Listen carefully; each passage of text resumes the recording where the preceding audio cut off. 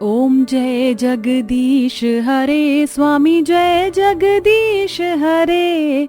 भक्त जनों के संकट क्षण में दूर करे, ओम जय जगदीश हरे।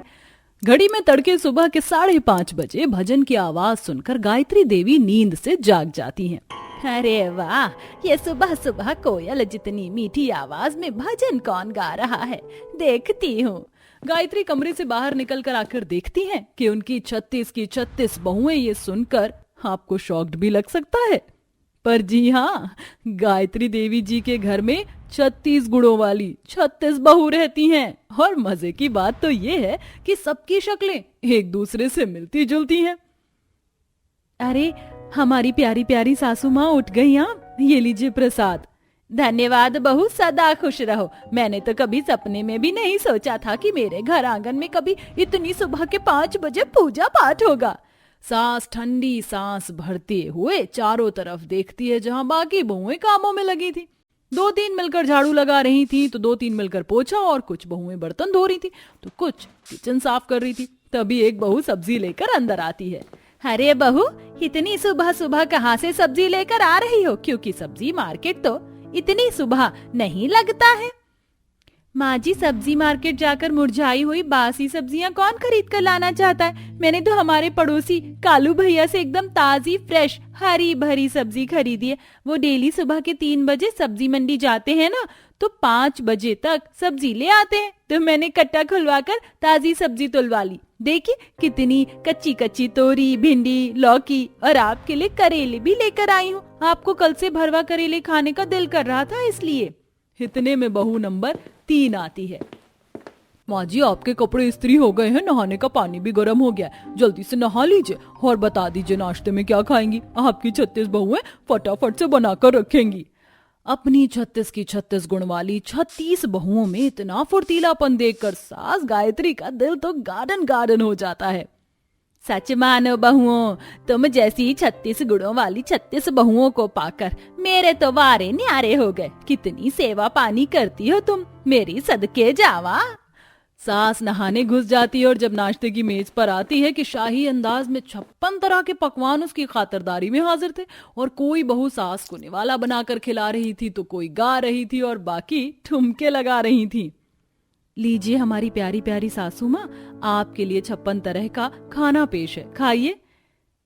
100 साल जियो हमारी सासू माँ हमको लगती हैं। माँ से प्यारी सासू माँ, अरे 100 साल जियो हमारी सासू माँ। अचानक से एक एक करके 36 बहुएं गायब हो जाती हैं, और सब कुछ धीरे धीरे धुंधला हो जाता है। जैसे ही सपना टूटा, गायत्री देवी धड़ाम से जमीन पर गिर पड़ती हैं। उई मैया, ओहो, मेरी कमर टूट गई। हे भगवान, मतलब मैं ख्वाब देख रही थी? तेरे की अर्श से फर्श पर लाकर पटक दिया। कितना प्यारा सपना था। रानी सास जैसे मेरी 36 बहुएं मेरी सेवा पानी कर रही थी। वैसे सुबह का सपना तो सच होता है। इसका मतलब मुझे मेरे मन मुताबिक मेरी 36 गुणों वाली बहू मिलेगी, जरूर मिलेगी। ऐसा सोचकर कमर पकड़े हुए गायत्री देवी हंसना स्टार्ट कर देती हैं। गायत्री देवी का इकलौता बेटा रोहन था, जिसकी शादी वह ऐसी लड़की से करवाना चाहती थी जिसके अंदर पूरे के पूरे 36 गुण कूट कूट कर भरे हों। इसलिए 27-28 साल की उम्र में भी रोहन कुंवारा बैठा था। वह अपने खानदानी पंडित जी को बुलाती हैं। पंडित जी, मुझे ऐसी बहू की तलाश है जो लड़की देखने में सुंदर हो, लंबे घने बाल हो, कोयल जैसी सुरीली आवाज हो उसकी, अच्छा खाना बनाना आता हो, पूजा पाठ करने वाली हो। कुल मिलाकर मुझे अपने बेटे के लिए ऐसी बहू चाहिए जिसमें 36 के 36 गुण हो। फिर तो हो गया बेड़ा पार। आज के जमाने में चिराग लेके ढूंढने से भी ऐसी लड़की नहीं मिलेगी जिसमें 36 गुण समाये हो। कुछ सोचकर पंडित जी संजना नाम की लड़की की कुंडली निकाल कर दिखाते हुए मक्खनबाज अंदाज में बोलते हैं। ये देखिए बहन जी, इस लड़की की कुंडली साक्षात दैविक कुंडली है, 36 गुणों वाली है। आपके बेटे का शादी का संजोग इसी के साथ बना हुआ है। ये सुनते ही गायत्री देवी के मन में खुशी के लड्डू फूटने लगते हैं। फिर तो आप रिश्ता पक्का करवाइए पंडित जी। मैं चटमंगनी पट ब्याह करके अपनी 36 गुणों वाली बहू को अपने घर लाना चाहती हूँ, ताकि मैं भी सास बनने का सुख पाऊं। जी जी बिल्कुल गायत्री बहन, आप तो बस मेरी दक्षिणा तैयार रखना। अब 36 गुण वाली बहू ढूंढ कर दे रहा हूँ, मोटी दक्षिणा लूंगा। जी बिल्कुल पंडित जी। दोनों परिवार आपस में मिलकर रिश्ता पक्का कर लेते हैं और संजना शादी करके ससुराल आ जाती है, जहाँ एक तरफ सास गायत्री देवी थी जो समझती थी कि उसके घर सुंदर, सुशील और 36 गुणों वाली संस्कारी बहू आई थी, जबकि बहू के दिमाग में अलग सी खिचड़ी पक रही थी। क्या होगा अंजाम जब टकराएंगे सास बहू की दो अलग अलग सोच। उफ, कितनी गर्मी लग रही है। अरे कोई एसी चला दो यार। ऐसा बोलते हुए संजना दरवाजे पर ही घूंघट हटा लेती है, तभी पड़ोसन चंद्रमुखी चुटकी लेते हुए बोलती है, ये गायत्री बहन, अभी तो तुम्हारी 36 गुण वाली बहू ने ससुराल के अंदर एंट्री भी नहीं मारी और दरवाजे पर ही मुंह दिखाई करा दी। हाँ हाँ, तू तो स्वाद लेगी ही चुड़ैल, आदत से लाचार लतखोर जो ठहरी। अच्छा, अब ज्यादा तिल का ताड़ बनाने की जरूरत नहीं है। चंद्रमुखी, चलो सब अपने अपने घर जाओ, शादी खत्म हुई।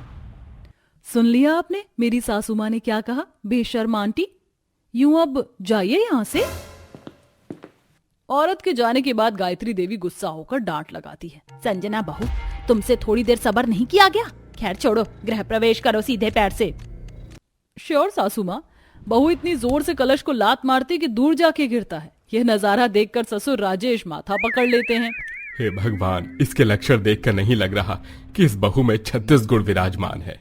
सॉरी सॉरी सॉरी सासू माँ, वो गलती से जोर से लग गया।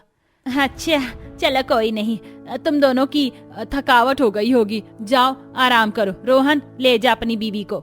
जी माँ। चलो संजना। आखिरकार मैंने अपनी 36 गुण वाली बहू की आरती उतार ही ली। जी, आज तो मैंने गंगा नहा लिया। अगले दिन संजना मॉडर्न बहू के जैसे कट स्लीव का ब्लाउज साड़ी पहनकर किचन में आती है। गुड मॉर्निंग सासू माँ, क्या बनाया है आपने नाश्ते में? हैं? बहू मैं क्यों बनाऊंगी? तू इस घर की नई नवेली बहू है, तुझे बनाना है सब कुछ तो। बट मुझे तो कुछ भी बनाना नहीं आता है। ये सुनते सास का सर चकरा जाता है। अरे बहू, क्यों मुझको हार्ट अटैक दिलवा रही है? हे राम जी, मेरे तो सपने पर पानी फिर गया। ये तो वही बात हो गई, खोदा पहाड़ निकली चुईया। अच्छा छोड़, चाय तो बनाना आता होगा, वही बना दे। आई एम सॉरी सासू माँ, मुझको चाय बनानी भी नहीं आती।